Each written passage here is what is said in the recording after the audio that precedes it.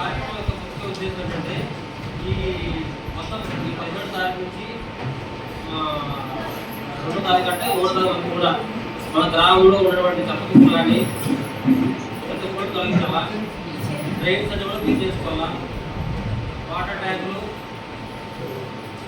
అన్ని కూడా క్లీన్ చేసుకోవాలా. రోజు ఒక కార్యక్రమం ప్లస్ స్కూల్లో ఉండే పిల్లలు కూడా అవగాహన కల్పించాలా. ఈ కార్యక్రమాలను చేయాలని చెప్పి చెప్పినారు. ప్లస్ మన వర్కర్స్కి హెల్త్ క్యాంప్ కూడా ఏర్పాటు చేసుకోగలిగారు. వర్కర్స్కే కాదు పబ్లిక్ అని చేయించుకోవచ్చు, ఎక్కడ వచ్చినట్టు చేయించుకోవచ్చు.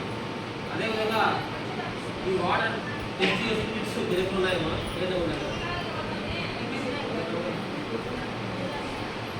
మన గ్రామంలో ఉన్నటువంటి మహిళా సంఘాలు కావచ్చు, సచివాలయ సిబ్బంది కావచ్చు, పంచాయతీ వర్కర్స్ కావచ్చు, నాయకులు కావచ్చు, అందరూ కూడా పాల్గొని విజయవంతం చేయాలని గవర్నమెంట్ దీన్ని చాలా సీరియస్గా తీసుకుంది. ప్రతిరోజు ఈ కార్యక్రమాలకి గ్రామాలకి మన కలెక్టర్ దగ్గర నుంచి ఫీల్డ్ వరకు పట్టడం కూడా విజిట్ చేసే అవకాశం ఉంది. కనుక ప్రతిరోజు కూడా ఈ కార్యక్రమాలకు పాల్గొనాలని కోరుకుంటున్నాం. ఈరోజు ఏమేమి కార్యక్రమాలు చేయాలనే దాన్ని కూడా మన సెక్రటరీకి ఎక్స్ప్లెయిన్ చేస్తాం. ఈరోజు 3 కేటగిరీలుగా డివైడ్ చేయడం జరిగింది.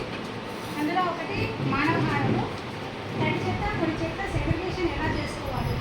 మన ఇంట్లో చెత్తని అంతా కలిపి ఒకే బుట్టలోనే వేసేసుకుంటాము.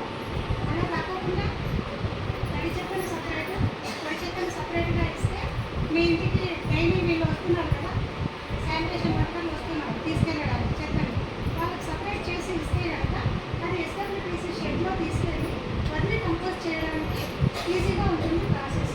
అందుకోసం దాని గురించి అవగాహన కల్పించాలి. ఇంకొకటి వచ్చేసి